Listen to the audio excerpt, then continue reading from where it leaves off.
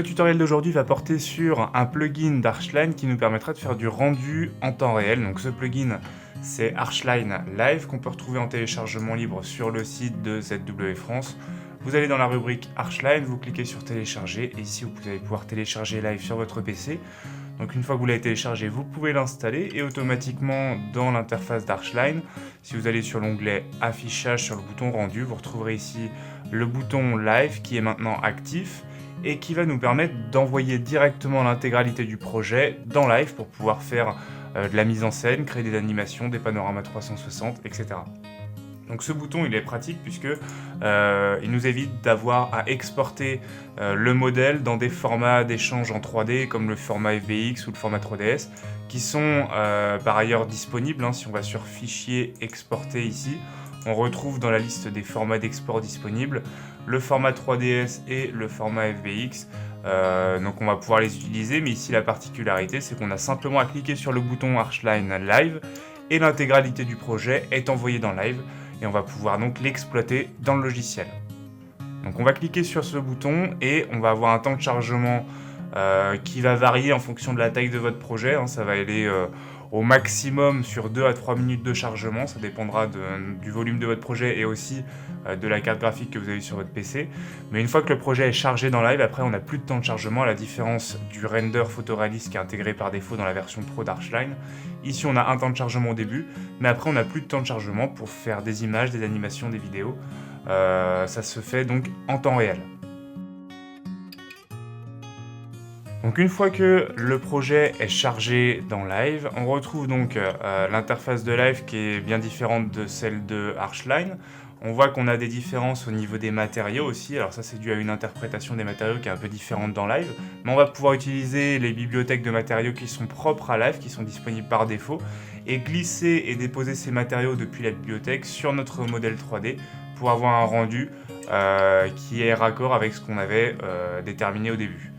Au niveau de l'interface de Archline, on va retrouver ici le menu principal qui nous permet par exemple d'aller dans les réglages et de modifier le langage, la vitesse de navigation, la vitesse de marche et la vitesse de survol. Donc je vous conseille ici de vous mettre sur ces paramètres pour avoir la possibilité de pouvoir naviguer normalement dans le projet.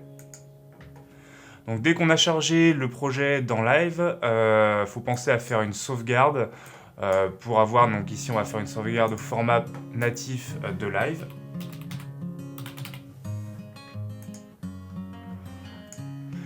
Au niveau des outils qu'on a disponibles dans Live, on va regarder ici ces trois boutons qui nous permettent de faire des choses. Donc par exemple, le premier bouton nous permet de déplacer des objets, parce que Live va pouvoir dissocier tous les objets qui ont été utilisés dans Archline et on va pouvoir les déplacer. Donc ici, lorsque je clique sur le bouton déplacer et que je clique sur un objet dans Live, je vais pouvoir modifier la position des éléments donc sur différents axes.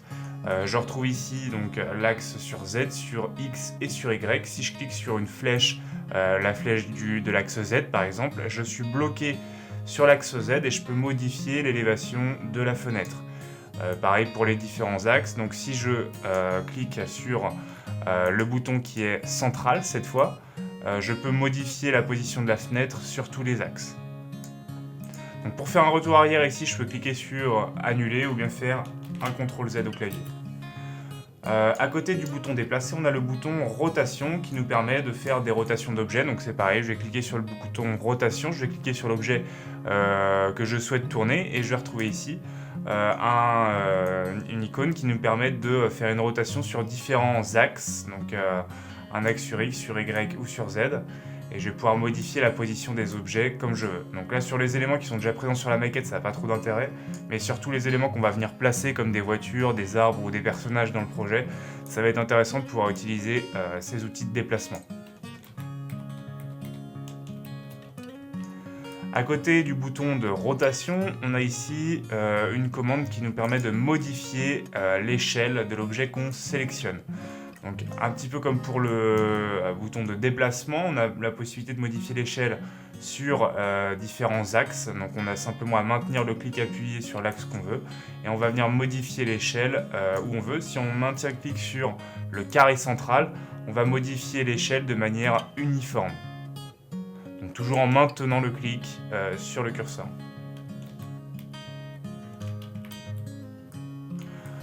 Donc à côté des boutons de déplacement, de rotation et d'échelle, on va retrouver ici la possibilité de pouvoir passer par exemple en mode marche. Et ici on va pouvoir se déplacer dans le projet, un petit peu comme sur un jeu vidéo, hein. Je vais pouvoir traverser les portes et on a des collisions qui sont automatiquement calculées sur les murs. Donc je ne vais pas pouvoir rentrer dans les murs par exemple. Donc je peux aller me promener dans le projet en utilisant les touches du clavier et la souris pour bouger la tête, donc comme si je marchais naturellement dans le projet. Donc un petit peu comme pour le mode marche, j'ai le mode survol. Donc là pour sortir du mode marche, je vais faire échappe au clavier. Et ici j'ai le mode survol qui me permet de pouvoir bouger cette fois sur n'importe quelle dimension, hein. Donc je vais pouvoir voler autour du projet.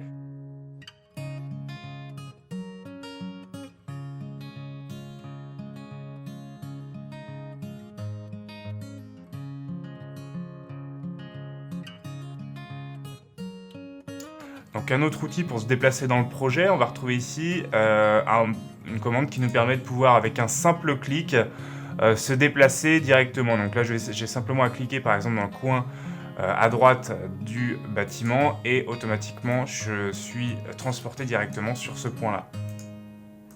Donc avec un simple clic, on peut se balader dans le projet assez rapidement avec cette commande.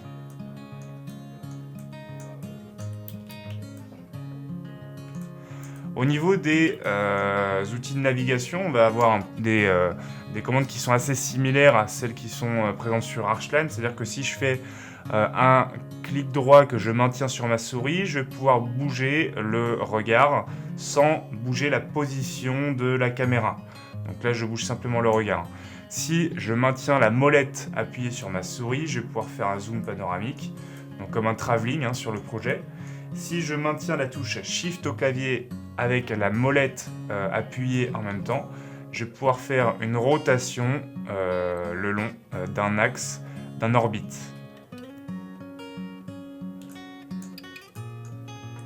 Donc voilà pour les commandes de déplacement. On va retrouver ici la possibilité de pouvoir intégrer des éléments de bibliothèque. Donc si je clique sur le bouton éditer les matériaux, je vais pouvoir cliquer sur les matériaux qui ont été utilisés dans Archline et je vais pouvoir les modifier, ces matériaux. Donc si je clique par exemple sur l'éternite qui est juste là, je vais avoir ici les propriétés du matériau. Donc je peux aller modifier par exemple la luminosité, la réflexion, la rugosité, etc. Donc je vais pouvoir modifier tous les matériaux de cette manière en les sélectionnant, en cliquant sur le bouton éditer les matériaux et en cliquant sur le matériau que je souhaite modifier.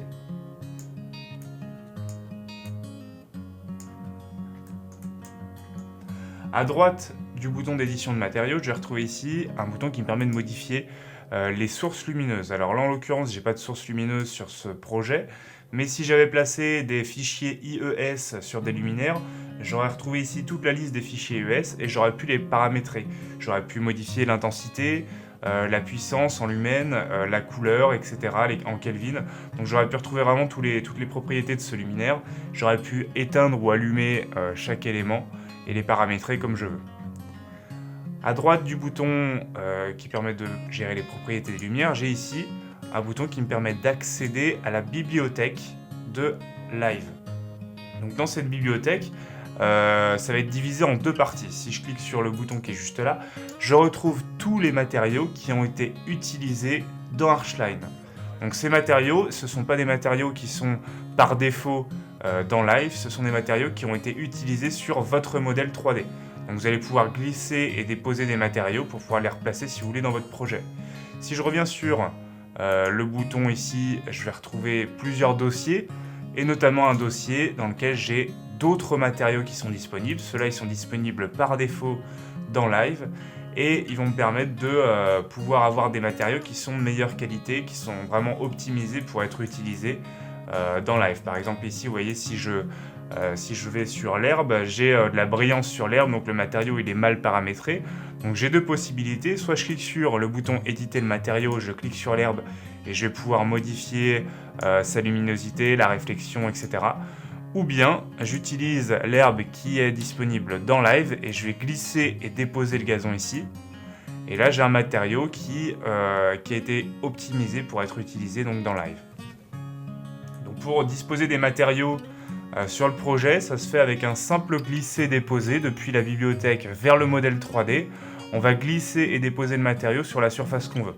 Donc là, on va pouvoir modifier les matériaux pour avoir un rendu correct.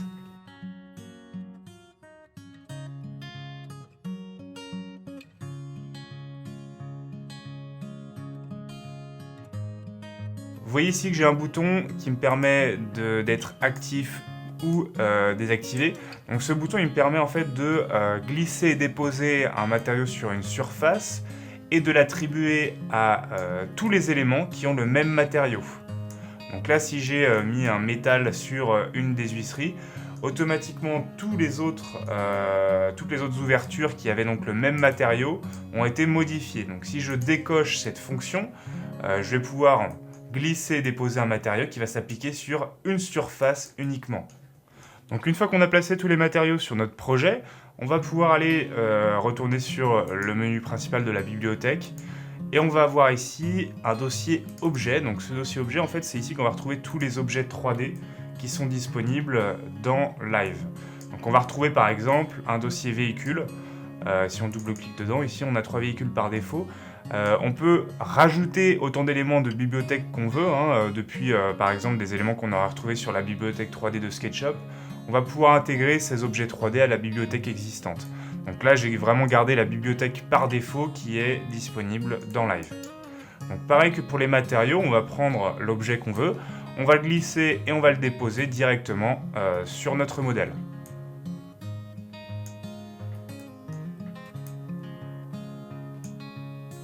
Si on souhaite modifier après coup la position d'un objet qu'on vient de disposer, on a simplement à le sélectionner et on va aller cliquer sur la fonction déplacement.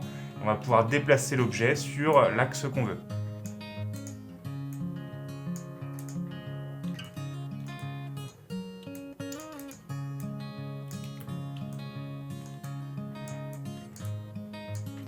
Donc on peut placer autant d'éléments qu'on veut. On va pouvoir placer des véhicules, des personnages qu'on va pouvoir disposer toujours avec un glisser-déposer sur le projet.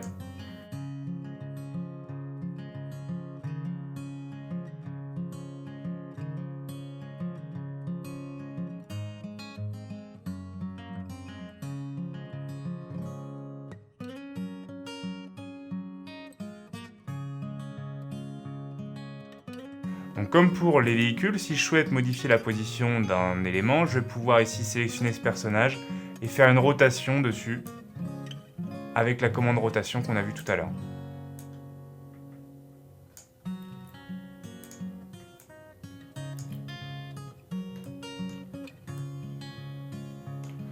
Donc dans la bibliothèque par défaut de Archline Live, j'ai aussi des éléments de végétation. Donc si je clique sur le dossier arbre ici, j'ai pas mal d'éléments qui sont disponibles. Encore une fois, on peut venir incrémenter cette bibliothèque avec des arbres qu'on aurait retrouvés sur d'autres sources, le 3D Warehouse de SketchUp ou bien même BIMobject.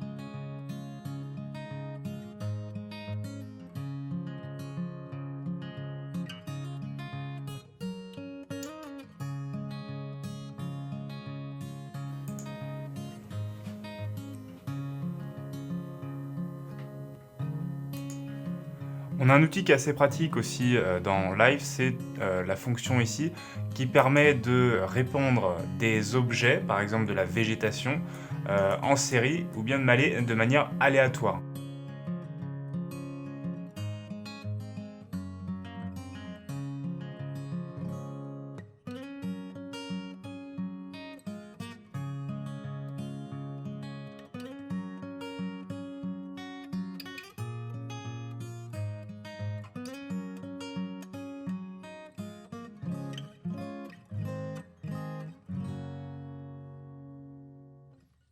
Donc une fois que vous avez placé tous vos matériaux avec les différents outils, on va pouvoir ici modifier, si on clique sur le soleil, on va pouvoir modifier sa position en fonction d'une heure dans la journée et d'une date dans l'année.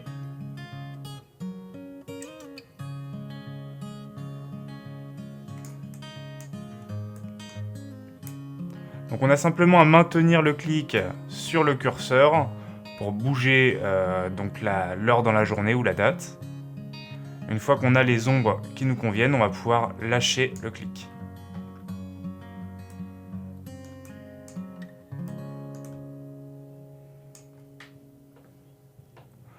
Donc maintenant qu'on a placé tous les matériaux et qu'on a les ombres qui nous conviennent, on va pouvoir cliquer sur le bouton instantané et vue. Et c'est ici qu'on va pouvoir prendre des clichés de notre scène. Donc avec ici, on a plusieurs boutons. Donc ici, on a le plus pour rajouter un nouveau cliché ou le bouton qui est juste là pour remplacer un cliché qu'on a déjà pris juste avant. Donc là, j'avais déjà une image qui a été calculée, mais sans ma scène que j'ai générée. Donc je vais pouvoir ici cliquer sur le bouton pour remplacer la photo actuelle par une nouvelle. Et donc ça prend en photo la position que j'ai sur ma 3D.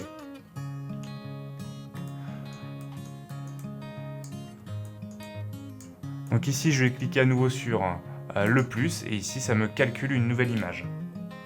Donc comme je vous le disais tout à l'heure, par rapport au temps d'attente, ça se fait vraiment en temps réel, à la différence du render photoréaliste qu'on a dans Archline XP Pro. Ici, on n'a pas de temps d'attente.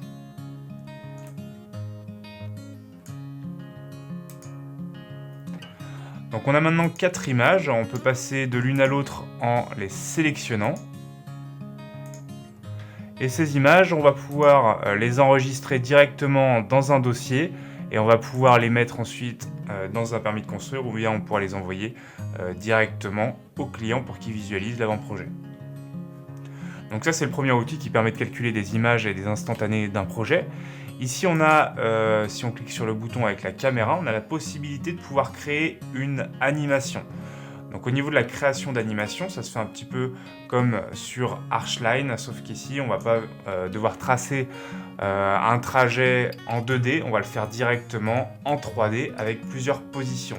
Donc on va dire que je vais prendre cette position comme point de départ de ma vidéo. Donc je vais ici cliquer sur « Ajouter une nouvelle animation » et automatiquement, il me met un point de départ ici avec la position que je lui ai donnée.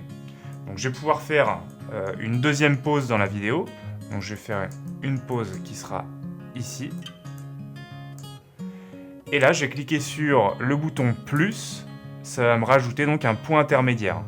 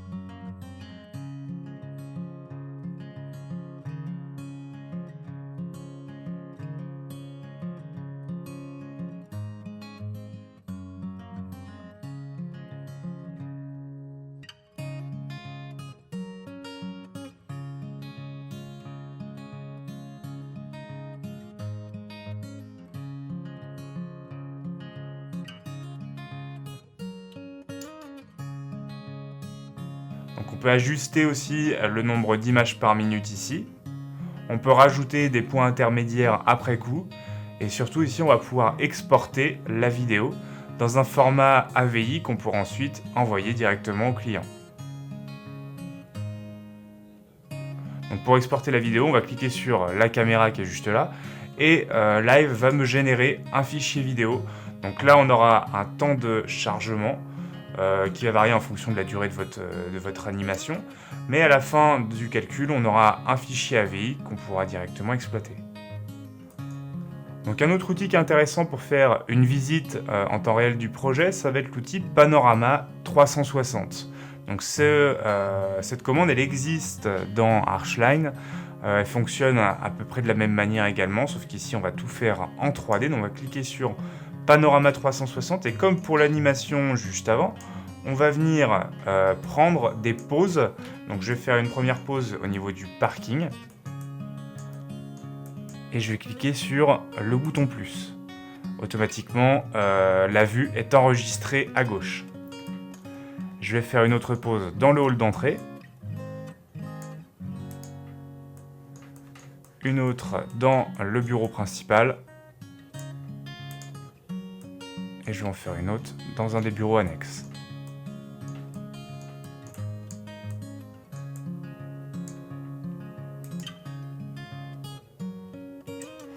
Donc une fois que j'ai fait mes 4 points de vue, je vais pouvoir faire des points intermédiaires entre chaque vue. Donc je vais revenir sur la caméra 1 que j'ai disposée sur le parking et je vais pouvoir dérouler ici pour joindre la caméra 1 avec une autre caméra dans le projet, donc une des 3 autres que j'ai fixées. Donc je vais joindre la caméra 1 avec la caméra 2. Et ici, Live me demande de placer le point intermédiaire entre ces 2 caméras. Donc je vais placer un point intermédiaire au niveau de la porte d'entrée.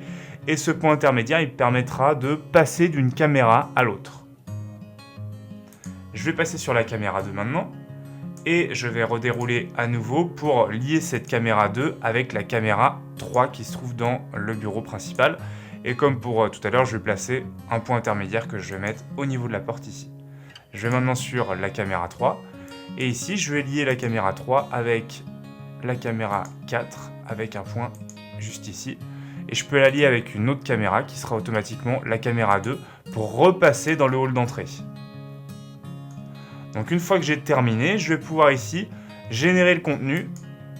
Donc je vais cliquer sur la disquette et automatiquement Archline Live va calculer le panorama 360 et va me générer un fichier HTML qui pourra donc être envoyé ensuite à un client directement visible depuis une page web. Donc voilà mon panorama 360 qui est donc visible dans un navigateur. Et je retrouve ici mes points intermédiaires que j'ai fixés. Donc là, je ne peux pas bouger à l'intérieur du projet. Je peux simplement, avec le clic de ma souris, bouger le regard pour visualiser le projet à l'extérieur pour le moment. Ici, si je clique sur la fonction caméra 2, je me retrouve donc dans le hall d'entrée comme je l'avais déterminé juste avant et je peux bouger le regard pour visualiser le hall d'entrée et passer d'une caméra à l'autre en cliquant sur mes points intermédiaires.